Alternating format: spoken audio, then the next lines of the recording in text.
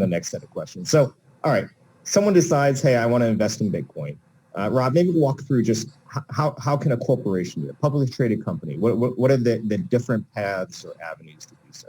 Yeah, so you could choose to engage directly, and that is to be the direct owner, whether that's self-custody or outsourced custody, which has sort of one, that's one mindset. You also might go in with a group, either a dedicated fund, or you could come in through something that's ETF-like and gain exposure through one of those vehicles. Or you might engage because you're buying, equity in a company with a large position, like somebody on the phone, or others that are engaged either investing in a large position or mining companies. There are those mining companies out there that you can invest in, and there's direct access, and they might also HODL as well. So all of those have different considerations for accounting, tax controls. There's levels of transparency. There's levels of risk. There's how much are you doing yourself versus letting other people do it. If you do choose to go an indirect path, then you're a little bit subject to the decisions of others. So in any of those, and that becomes when you're outsourcing something or going in through a fund or owning shares of somebody else, make sure that your risk profile and your level of thought as to what should be done and for the right reasons aligns with the other side, and that which is the party that's taking care of your investment. There's a lot of different paths, and so I think it's just digging in and getting behind the curtain to make sure you get it and you know what your investment represents. Okay. If you don't hold it directly, yeah. So great. Let's go down two of those paths and talk about the accounting associated with it. And one path being directly purchasing and owning Bitcoin, and the second path being investing in a fund, a Bitcoin fund. Maybe, Amy, you can walk us through high level, what does the accounting look like in one versus the other? Yeah, sure. So let's start with the direct investment first. And I'm going to focus predominantly just on the accounting in the U.S. Just know that the accounting overseas internationally is slightly different. So if you hold an investment in a company, for example, like if I were to own MicroStrategy stock, generally I'm accounting for that investment at what we call fair value. And fair value is a value that I think that I could go sell that to somebody else, like a willing buyer in the marketplace. And since the MicroStrategy stock is listed on the NASDAQ, it's pretty easy for me to go Google it and look it up and look at the stock price. And as that price goes up, I get to mark my investment up. As the stock price goes down, I mark my investment down. Now, with a digital asset like Bitcoin, although a lot of people feel like economically it's very similar to like an investment, investing, another form of investment, the accounting there is very different. So under U.S. accounting rules, we treat it as an intangible asset. Now, Phong, you may say like, what? Bitcoin as an intangible asset? Aren't intangible assets things like licenses, patents, like a customer relationship list? Like how does Bitcoin... I think I might have said that exact thing. So. I know. And I've had that conversation with I don't know how many folks. Yes. So the accounting rules are different than maybe sometimes how you would think that things should be defined. So the accounting definition of cash doesn't meet, or Bitcoin doesn't meet the definition or the accounting definition of cash. It wouldn't meet the definition for a financial instrument. It doesn't meet the definition of inventory. And so by default, because of its not tangible nature, its digital nature, it's kind of just left in this, I'd say, residual of it's an intangible asset. Now, what does that mean for accounting? That means when you're going to account for it at the cost that you paid, subject to impairment. So impairment, if you think that it's no longer worth what you originally paid for it. So that basically means as the price goes down, you're going to write down your asset. But as the price goes up or recovers, sorry, you don't get to do anything. And with a digital asset like Bitcoin, where you have such huge market volatility, a lot of people really, really struggle with that accounting answer, and it's particularly challenging. So for example, if a company bought Bitcoin back in like 2017. I think that was when it first started hitting the $1,000 price range, which 2017, it's not that long ago, right? So if I had bought Bitcoin back then, I would account for it at $1,000. And assuming the price probably went down at some point, but let's just assume it didn't go down at all, it just went up. And in reality today, I think the last time I looked at it was just over $37,000.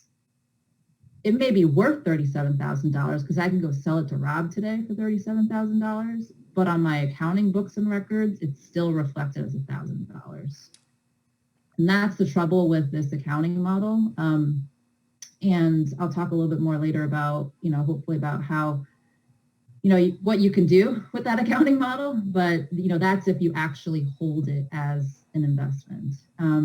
Now, your other path, what you described was if you're holding it directly in a fund. Now, accounting has specific industry rules for certain industries, and funds, they happen to fall within that. So funds get to apply specialized industry guidance, which basically allows funds to account for their assets at fair value. Now, just because an asset is in a fund, it's not as easy as it's always at fair value. You have to make sure it meets the accounting requirements to be, considered a fund. I won't go into too much detail on that. But generally, if you're investing in a fund, you're no longer investing in Bitcoin. You're now investing in a portfolio, probably, of, a pool of assets. And so that changes the nature of your investment. Your investment is no longer not tangible. It's actually tangible because you have, a share of it or a share of this or share or a unit or whatever of the fund. And that allows you to account for that fund slightly differently than if you were to account for it as a direct investment. So if I get accounting benefits of mark-to-market, if I was to invest via a fund, why would I ever choose to then just buy and hold directly? What are the pros of buying and holding directly? And that may be as much an accounting question as it is a general question that folks might want to consider. Yeah, and I think that goes, and maybe it was Rob that said before, when you start using other forms or vehicles of investment, you lose control. So when you hold Bitcoin, you can say, I want to self-custody it, or I want to custody it there, or I want to buy it at this exchange. I want to buy it at that exchange. I want to sell it to this person, like this, OTC market. I want to sell it at this price. Yeah, you make all those decisions when you own the investment. When you are putting it into a fund, it's in a fund. Someone else, a fund manager, is probably making those decisions. Sometimes funds will prescribe, what kind of assets they have, but usually the investment advisor or the fund manager is the one who has the discretion to say, you know what, now I think we're going to expand our portfolio. I think Bitcoin's not it. I'm going to go to the next digital asset, or forget digital assets. I'm going to go back to like oil, or, you lose kind of that control of how you make your decisions and where your assets are held, which is actually in this space pretty important when we talk a little bit about controls and understanding, the non-tangible and the digital nature of digital assets. That's really important for some folks. Yeah, it becomes a meaningful decision because of these dependencies, right? And these are new things. How do you feel really like they've nailed security? How do you feel like they're executing on the strategy economically, but also considering the tax ramifications? They've got the right methods in place. That's the stuff I think about. And going back to Amy's fair value accounting, if you hold it directly, not to add insult to injury, Phong, but if you do, right, anybody who impairs, usually, you book a deferred, right, book a deferred tax asset, but we didn't have a realization event for tax, right, if you've just marked it down. But if you're holding it, it's a source of, capital loss. If you were to sell it and you don't have a source of capital gains to offset, we need to evaluate whether or not you need a valuation allowance to actually to book that deferred. So it even makes the impact even worse. So some considerations there that go pretty deep, but just to flag it. Yeah, and I guess the other piece is when you impair the intangible asset, and I guess it has to be assessed for impairment every quarter, right, based on low price of Bitcoin or whatever that asset is in that particular time frame. then that impairment ends up going through the income statement, right, Amy? Yeah, it does. Yeah, so it's funny, like when I think about Bitcoin, and I know a lot of the folks who are listening are part of this, believe in life, liberty, and Bitcoin. and what that, when you think about that, what does that mean? It means that I want to own my Bitcoin. I don't want someone else to own it. And I want to hold my Bitcoin. I don't want to sell it. And it seems like the accounting is set up against both of those things. Because if you wanted the better accounting, you wouldn't own the Bitcoin, you just invest in a fund. If you wanted the better accounting, you would buy Bitcoin when it appreciates, you would sell it so you can recognize and realize the gain.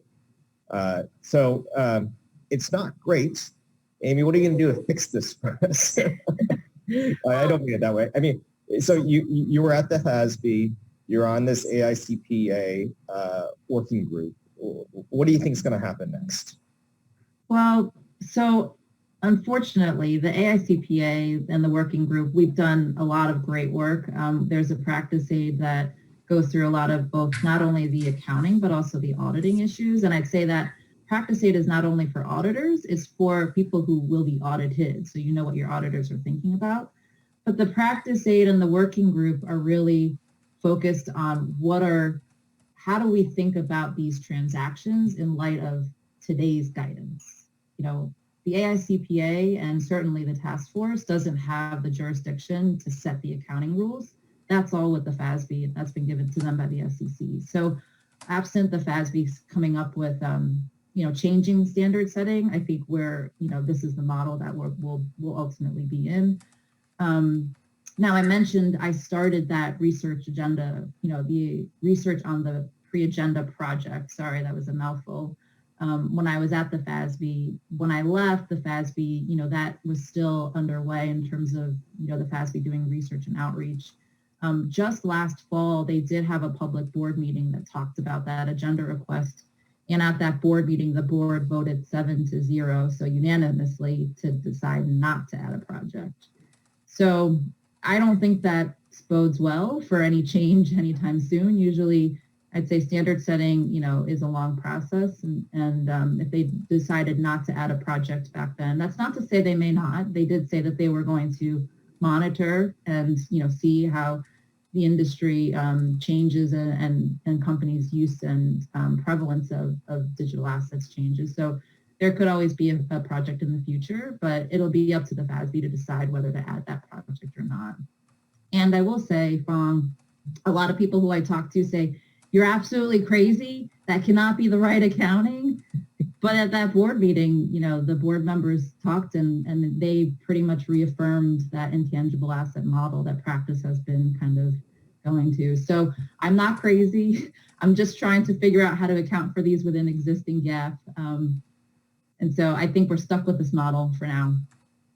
Okay, I think the model is what it is. Interestingly, the whole idea behind accounting standards is to create transparency for all the stakeholders who invest in a publicly traded company, right? And in that case, many of the stakeholders are shareholders. Do you think folks understand that accounting and are starting to look through it and think of non-GAAP valuations and market valuations as opposed to book valuations, if you will? Like, are the investors getting pretty smart about the accounting and how they might want to look at it differently, if you will? Well, so I'd say it's difficult to know what an investor thinks. But I think what's fair to say is that companies like MicroStrategy, you're in the driver's seat. You have control over the information you provide to your investors.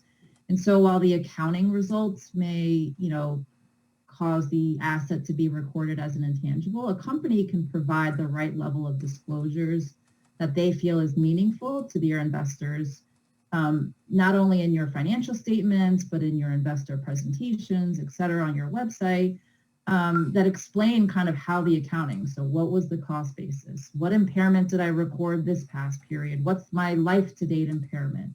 Where is that impairment recorded? If you wanted to back that impairment out, not to say that the investor will or will not, but if the investor wanted to, they have that information. You could even talk about like, and I think Phong MicroStrategy did this in their third quarter 10Q when they first started their investment, but what's the value of one Bitcoin on an exchange? And how many Bitcoins do I have? So, if you really wanted to, you could figure out the value that, our Bitcoin is compared to what we have recorded on our balance sheet. So I think disclosures are going to be important, and we'll see what investors, how investors interpret that. Whenever I talk about accounting, people don't get it. I have to say it like 5 times and they still don't get it. So will investors understand the accounting? I'm not sure, but the thing that you can do as a company is provide as much information that you think is appropriate or that you think is meaningful, and how you view your business and how you view your investment, and let them decide. Yeah, that makes sense. And I do think investors generally are pretty sophisticated, right? Yeah. And are pretty sharp. And I think people are starting to understand the accounting standards, and they also understand the Bitcoin valuation as it exists in the market. There's a lot of places you can go get that view on valuation today. Right. And so, hopefully at some point the accounting standards do change. But I think until then, I think you're right, Amy. I think people are fairly smart and sophisticated, and it shouldn't be something that ultimately deters somebody from trying to do what's right for their treasury, versus sort of where the standards sit today. More broadly, Rob, what is your view on the incoming administration? And, maybe they're not going to take, maybe they won't have the FASB take up, the current accounting standards for digital assets like this year, right? Like Amy's been working on it for 5 years and then multiple years at Deloitte. I know things don't move that quickly, but there has been a lot out there about the incoming administration. And for example, Gary Gensler and the fact that he taught classes on blockchain and Bitcoin when he was a professor at MIT, and there's Cynthia Loomis is out there, really a proponent as a Wyoming senator. What are your current, just big picture? What are you seeing out there? Yeah, this is crystal ball time, right? Okay, so we have, don't forget, Brummer with CFTC, a lot of exposure to the space, as well as Barr with the OCC. And so what I would say is they're bringing in a level of experience in the space. They're not asking for a blockchain or a Bitcoin 101 course. They've been around. They're showing up with their own points of view. They're showing up informed as to what they think. They understand, I think, the ecosystem. They understand the industry. So I'm heartened by the fact that when they do speak or they make a decision, they're doing so with their own sort of experience built in versus learning it for the first time or relying on others who might be showing up to advocate for their positions. So I think that we can think what we want about their views, but they're doing so from a better starting point versus just picking it up now. And because the industry's shifted a lot, it continues to move, but it didn't start last week. And a lot of them have multiple years. They've seen stuff go well. They've seen stuff go poorly. They have direct interactions with some of the players, and so I think it's good. I'm hopeful that we're going to see some real thoughtful tone and real collaboration among the different groups. So I'm optimistic that we're going to see something thoughtful. I can't tell you when, but I like that they're coming from a place of experience. Well, look, an administration that brings in thoughtfulness, experience, and is willing to do the work, I think it's great. So that's a good starting point. Amy, what does your crystal ball say? Well, I was going to just maybe add on to what you were maybe starting off with and how the linkage between the accounting. So the SEC is not going, they don't have the authority to add projects onto the FASB's agenda. So that's all with the FASB. The SEC gives the FASB the authority to create the accounting rules for the U.S. and for public companies particularly, but they can't, go tell the FASB, hey, you need to add a project on digital assets. What I will say, though, is that the SEC is always open to talking about accounting. And so as public companies always have the ability to, do what we call or what they call pre-clearance or consultations with the Office of the Chief Accountant at the SEC to talk through some of the challenging accounting interpretations of current GAAP. Now, they'll just say whether they object or not object to a company's, accounting view, and usually that accounting analysis follows, current GAAP rules. It doesn't say this is the GAAP rules, but I just want to completely ignore it. Are you okay with it? But they are open to that, and I think we're seeing a lot more public companies are entering into transactions in the digital asset space where it's not really clear how to apply the GAAP. We are seeing more companies go to the SEC to pre-clear and consult on some of their accounting conclusions. Now, that's not adding a project and changing GAAP, but it's how a company is interpreting and reaching an accounting conclusion related to their specific facts and circumstances. My crystal ball is black, so I don't have anything else to say about that. I did want to clarify the ability for companies to do the consultation with the SEC, and they are always open and willing to talk to registrants. Okay, great, thanks, Rob. There's a lot to think about from a tax perspective. Give us just a general landscape. What are the key considerations companies who are investing in Bitcoin should be thinking about, especially if your strategy is to invest directly into custody? Talk to us about wallets and why a company needs to segregate, et cetera. So just give us a general landscape. I know you can talk about this for days. And it can get very fascinating, but you can go a little long, but try to keep it at a level that people will understand. Yeah, we spent a bit of time on this topic, and one of my favorite words, is segregation, and that is not a political statement I'm making, and that is rather that you need just 50. You have a 15-second delay on me, right? So that's good. The point is that Bitcoin, among other digital assets, are mostly fungible unless you go into some extreme circumstances to sort of create proprietary wallets. So what you do is you segregate tranches such that you have the ability to track basis and lot relief as you wish.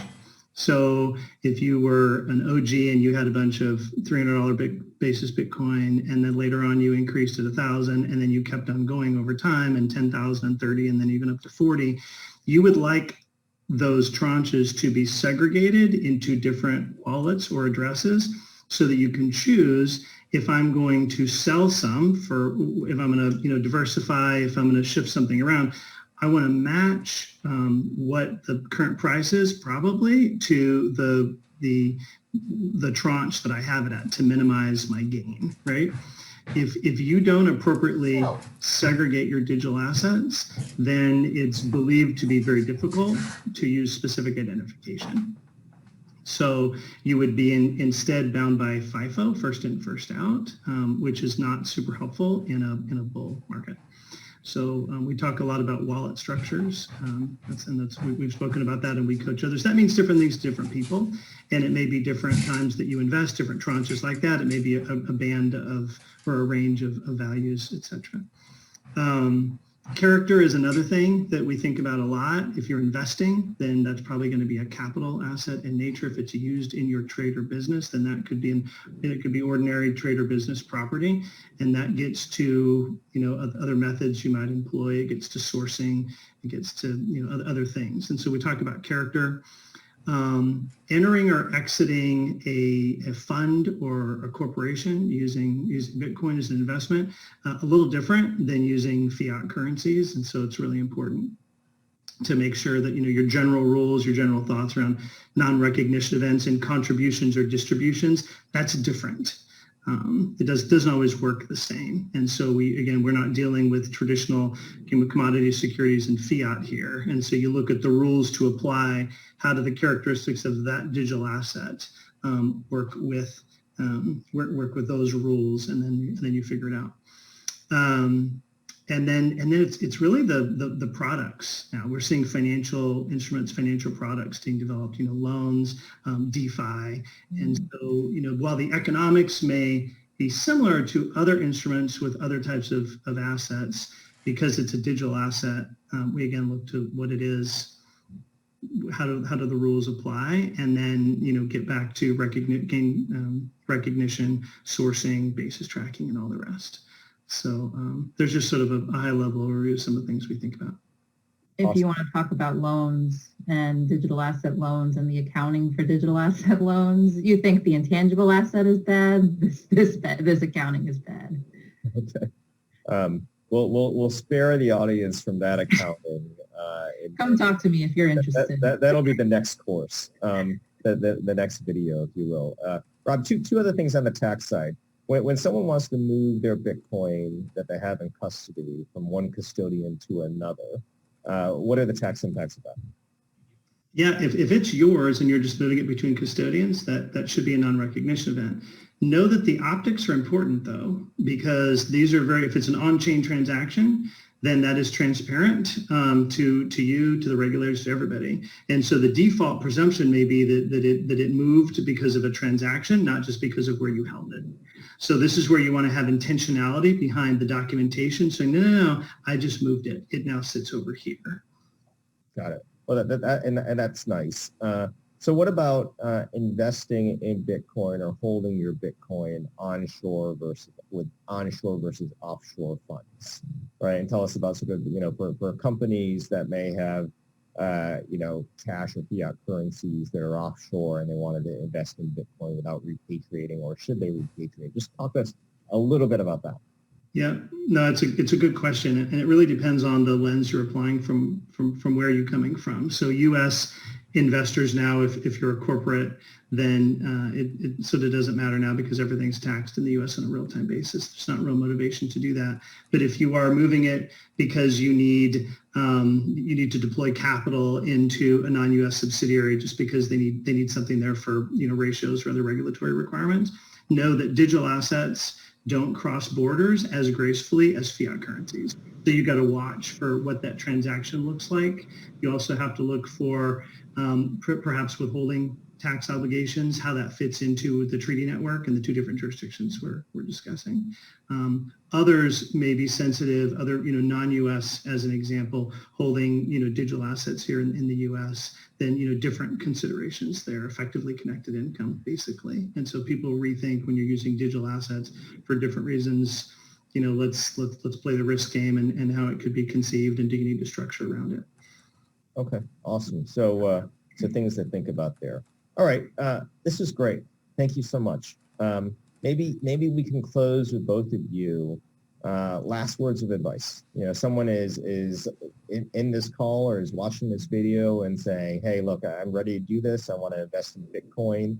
There are a lot of reasons why I want to do it. What advice would you give someone before they sort of jump in, or as they're starting to plan the process?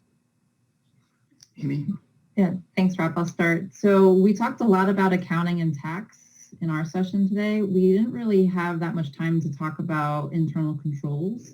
And when you're investing, you nod your head, Phong, because when you can't have a conversation about investing in Bitcoin or make that decision without talking about internal controls. It is super important in this space and really challenging sometimes given the nature of the asset. And not only are we talking about the controls like within the four walls of your organization, so things that you have control over, but now we're also talking about potentially controls outside of your organization. So I think, for example, most companies, we're not seeing a lot of companies choose to self-custody. They're usually, looking for a custodian. And so understanding the controls that are in place at that custodian are really important. That's only one example.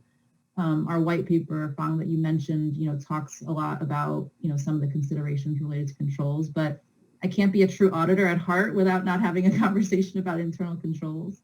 So maybe not, my advice, but, one thing to not, to also think about is internal controls in this space. Great. Thank you. Yeah, and sorry we missed that topic, but it's a very important one, and I appreciate you reminding us about that, especially when it comes to the custodian side. Yep. Rob, send us off with some uplifting words The auditor. Not internal controls, something more uplifting and exciting. Well, I mean, we've spoken a lot about complexities, but this is doable, right? With the right people, with the right tone, with the right level of collaboration. Just allow some runway. You don't want to create too much anxiety in the system. Usually, whether you're talking about investing or using it in your business, you're going to iterate probably a lot, and you're going to hit some challenges you didn't anticipate. And so just allowing some runway to bring a sense of grace to do it right. I think if you apply too much time pressure to get something done, then you've created risks. It's doable, but I think that if you are very careful, allowing people to think, to absorb, get together as a group, absorb, come back, and allow some iterations, then that sense of grace is probably going to help assure stronger levels of quality. Probably it's also going to be more enjoyable for the experience. This can be fun. Well, thank you so much, Rob. Thank you so much, Amy. I really appreciate your time. Also appreciate your partnership during the process. And for those who joined us, thank you also for your time. This concludes the Bitcoin for Corporations session for today. We do have other MicroStrategy World content that is continuing today. And if you go to the sessions, you'll see what else we have today. And then we start again tomorrow morning. And we also start our Bitcoin for Corporations segment tomorrow too, where we'll have 10 awesome vendors who will discuss the Bitcoin landscape, their experiences, and what they have to offer too. So I appreciate all your time, and have a great rest of your day.